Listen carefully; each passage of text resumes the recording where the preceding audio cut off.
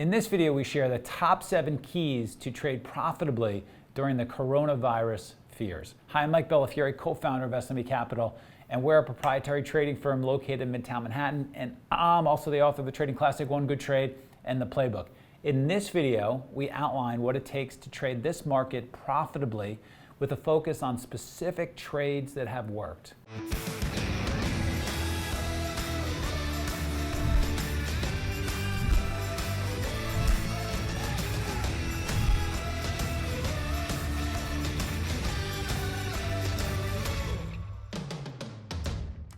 This is going to be going over SPY market shorts from last week. We're going to go over just kind of how I was trading the breakdown on Tuesday of last week, the start of this major market decline. So just kind of what the big picture is for the market. Coronavirus fears are starting to escalate and the market is taking notice. This is one of the largest down days in years, this being Monday, kind of the day one move. There is a major breakdown of the uptrend from the beginning of the year. Momentum is clearly out of the market. You can just see that by all of the major moving averages and momentum moving averages being broken, like the A21, the 50-day. There's a volatility expansion in the works, and this is because there's lots of fear and unknown in the market because it's very hard to quantify the effect of coronavirus. And then this is going to be the day 2 of this major market breakdown, and just in terms of the size of the move, day 1 was historical in nature, so we'll be looking for just kind of a follow through and see if the market can continue in that trend. So just the intraday fundamentals for SPY, these are the 3 that matter, just kind of what is the ATR, what is the average daily volume, and what is the RVOL. Given that this is SPY, usually any RVOL above 1 means that the market is somewhat in play. So the fact that the RVOL is 3 just shows you how much volume was being done and how in play the market is. So yeah, just kind of the bigger picture chart. As we can see here, there was a very clearly defined uptrend. This is the 21 EMA, which I like to use as a gauge of momentum in the medium term. Usually in strong trends, there'll be buyers in this area on the way up and then sellers on the way down. You can see here there was a buyer in December and then it's bought back up here. Then once we broke, clearly the momentum is out of the market. And the Monday move, which is this doji right here, was effectively the largest volume day. And we can see that by this graphic that almost all of the volume was done to the sell side. We can see that by the volume bar basically being almost all red. So now just moving over to the 1-minute chart, and this is how I'm looking to trade SPY intraday. My style of trading is very much move-to-move trading, and I'm just trying to capture quick SPY moves, which in this kind of a market could be $1 to $2.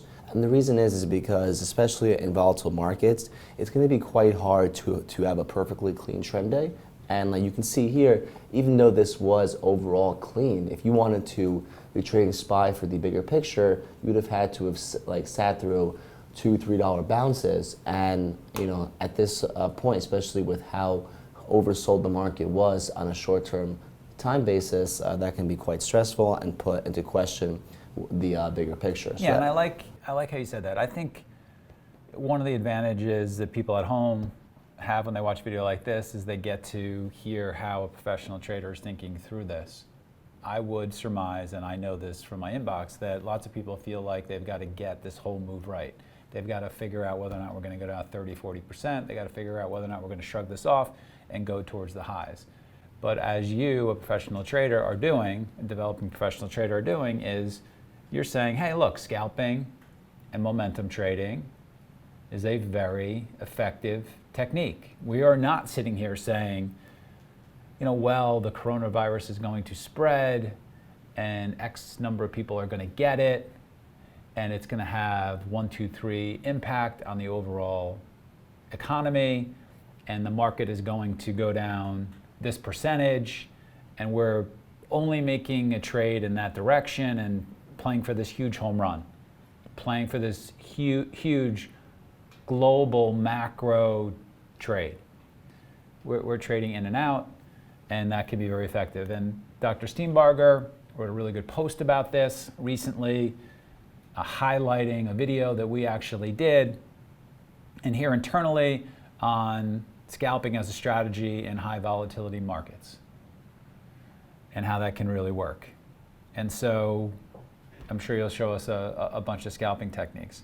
Yeah. But that scalping and that momentum trading is perfectly fine. And then if you want to learn 3 real-world setups that our traders use, including the simple setup that we teach all of our new traders and the setup that turned one of our traders into a 7-figure big money earner, check out the free webinar that we're currently running. Just go ahead and click the link that should be appearing right now at the top right-hand corner of your screen. That's going to open up this free registration page in the new window, so don't worry, you're not going to lose this video. You're going to learn more in a couple of hours from this trading workshop than from years of online education. Another huge key for trading during this coronavirus, as I sort of think about what people are doing at our desk, there are 7 keys for what I'm seeing. One of them is momentum trading and scalping is fine. Another one is, and I say this to you guys, don't get stopped out. Don't get stopped out. There's too much opportunity for you at any given time. You know, David, you had your best trade in a flash. You had your best trade during the close in a flash. At any moment, there can be a huge opportunity. You don't have that opportunity, though, if we turn your buying power off. All right? The other thing is, and you know, I'll say this, don't get sick. I don't know if we can, I don't know how that's going to work out, but we should be taking this very seriously. This is not something where, you know, this is not nothing to see here. There's something to see here. This is a serious issue that we all need to be thinking about. And so we're washing our hands all the time. All right, we're not shaking hands. We're not even fist bumping anymore. We're doing like the virtual fist bump, right? Like there's no shaking hands. There's no high fives. There's no fist pumping. There's just like, hey. And you know, one of the things that I find to be the hardest thing to do is, and I didn't realize this until we started reading about this, is like it's so hard not to touch your face. Don't touch your face. Don't touch your nose. Don't touch your eyes. It's so hard to actually do that. But that's a big way not to get this and get your rest. So we are here, and we're sharing this with you guys as to how to stay away from getting sick. Being open-minded is really important. Yesterday, after we learned it's more likely that Biden is going to get elected and Sanders is less likely to be elected, the market voted. And the market said, and I think surprisingly to some of us on the desk in terms of how confident they became after it looked more likely Biden was going to win, that they're fine, the market overall is fine with a Biden administration. They can live under that regime. Lots of big money players. They were scared and fearful of Sanders winning, and they couldn't live under that regime, and the market was clearly discounting pricing if Sanders was going to win. Meaning the market was voting not to be in favor, and it's not a political statement. It's just that's what they were doing. I'm not suggesting Sanders is better or worse than Biden, but the market was saying if Sanders is elected, we like that way less than if Biden is elected. And so, you know, we saw that day, and then after we had that big bounce when the Fed chairman came out and said, hey, we're going to cut rates. Didn't even cut rates, just foreshadowed, and we had that big bounce last week off of that. And then, you know, in terms of the importance of being open-minded, we had that 50 basis rate cut intraday. First move was huge to the upside, which is to be expected. And then after that, we had that huge sell-off. I've never seen the market close lower when there's a when there's an intraday rate cut that was unexpected prior to that.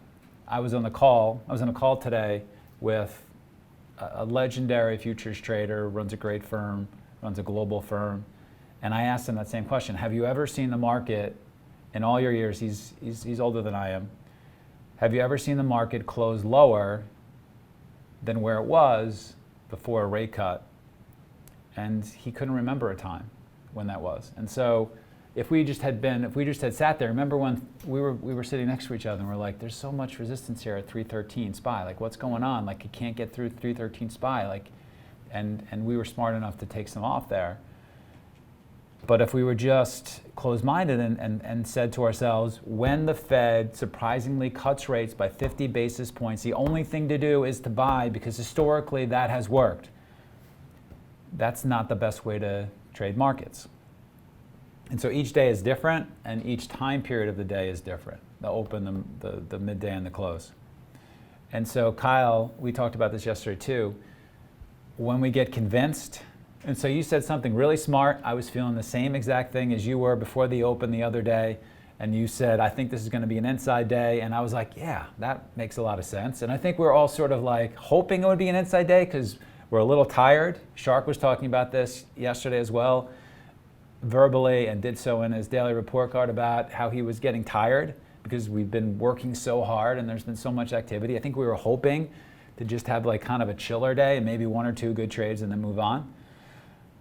But I've learned over the years when you're convicted in an idea that sometimes that's a signal, an important signal, that the very opposite thing may happen. The very opposite thing may happen. Opposite George, for those of you who are Seinfeld fans.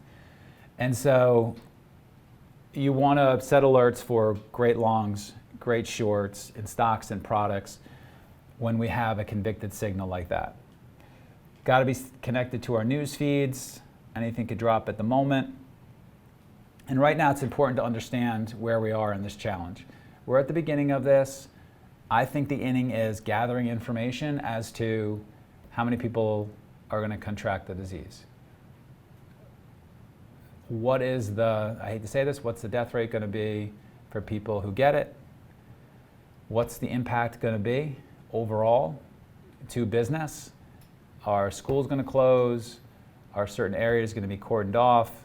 How much more restrictive is travel going to be? We don't really know that yet, do we? We're still gathering that information.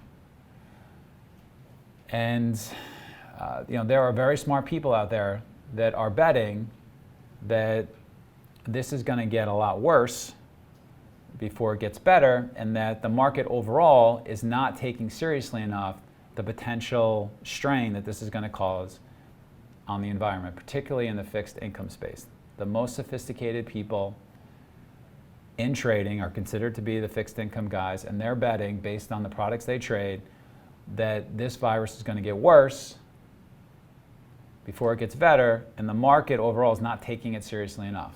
And whether that plays out or not, we're not sure about, but that's what we're seeing with some of these instruments. And so we've got plenty more days like this ahead, and we got to gather some more information before we're really going to know what the trend's going to be. We're not there yet. You shouldn't just say we're out of the woods, the Fed cut, this is how we reacted, we went right back up, we're 5% from the high. It's too early to think that. Yeah, so just kind of how this morning developed. So we started out and we sold back down to like near yesterday's low, be Monday's low, and you can see the SPY came back up into VWAP, and really it just struggled at this level, and this is VWAP including the pre-market. This blue line is the 21 EMA on the 1 minute chart, which I use as a momentum indicator. We can see that finally in this area we broke down through this range and we were going back to Y low. So when I'm trading SPY on a breakdown area, what I want to see is that when it comes down to the breakdown, it just goes right through it and sometimes even skips prices. So like for example here we can see on this red bar, it fell an extra 30 cents or so below this low and also below, well this is yesterday's low, but this is like the first like major low being the prior low. And then the following candle was this small green candle that was a very feeble bounce attempt. So what this is telling me now is that most likely we're going to then just follow through to the downside, at least towards yesterday's low being Monday's low, and possibly even lower than that. So like my strategy here would be to possibly get some on the breakdown, see what the reaction is afterwards, see the fact that this green candle is so small and that there's basically no bounce there, and then once you break the low of the first red bar, short some more. And then for when these trades really work, the stop, in my opinion, should be the top of this first red bar. Because if this is going to be a true breakdown, it's not going to come back up and then break through that level. It should just go straight through it, as you can see here. So this is an example of a picture-perfect breakdown. And then for closing out this trade, I would probably be looking to close some out into Y low, which is right around here, around 321, and then some into 320. Reason being is that at these points, you can probably expect there to be some bounce attempt. And given that this trade, you were effectively only risking like 30 cents, if let's say you shorted around 321.70 versus 323, the 321 and 320 areas represent 2 and 4 or 5R. So these are good spots to close. And you can see that once we kind of got back down into this 320 area, there is some buying. And then the next short would be when we come back up, we break the 21 EMA, we come back to test the prior low, and we get immediately stuffed. And you can see how much stronger the volume is on this pull-in than on this part of the rally.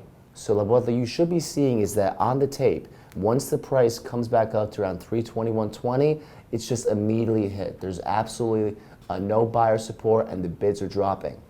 So like this to you would be a sign that you can then go in and short some versus that wick high. And when you're scalping, you really want to be thinking about this on a micro level. If you were looking at a bigger picture trade, it's possible that you short versus VWAP. But as you can see here, if you're shorting during this red bar, like when you see this candle forming, you have a pretty tight risk-reward trade. You have, let's say, 20, 30 cents, and then you can close them out back down into this low, and then you can close them out once these green candles start to form. And then just kind of for the rest of the day, given the fact that we failed at Y low, you should be thinking that we're probably going to be in a trend down day, because if there were buyers in the market, most likely they would have then bought this back up, and the market would have then gone back up to reclaim VWAP. So just kind of how I would be attacking the rest of the day. And just kind of like my trade management is very similar to this. I was also using the NASDAQ and TQs, but it's just easier to illustrate it with SPY. TQs is the 3x leverage ETF of the Qs, which is the NASDAQ. And just kind of the tape reading, which summarizes everything that I've said, is that once the market starts to break down, the moves were much quicker. All the retests were immediately sold back down. You wouldn't really see prices hold. It would be extremely difficult for the market to rally, and you can tell this by every time that the market would start to bounce, the tape would seem very heavy. So for example, you'll be going up penny by penny in SPY, and then you'll drop down 20 cents. And it'll just show you that sellers are really in control of the market. There were very severe ticks, so we're seeing many ticks near negative 1,000, which is showing you that there's broad participation in the market falling. And yeah, price will skip down 10, 25 cents, and then fading the SPY at the 21 EMA, which you can kind of see here. You see like failures. Overall, you're getting pretty good like risk reward. So if let's say you tried it here, you failed there, but then you shorted some here, then you like caught that move, kind of just like same thing here and down there. Overall, like that should offer you good risk reward opportunities in a trending market. And yeah, just my trade review. I ended up taking these trades in TQs just for the leverage and for the fact that the NASDAQ sometimes moves a little bit more, but just kind of going to be using this as a model for trading SPY and just for overall trading market trades, or just even momentum trades, and how I would be looking to attack the setup. Now it's your turn. What trade is working best for you in this challenging market? Let us know by leaving a comment below right now.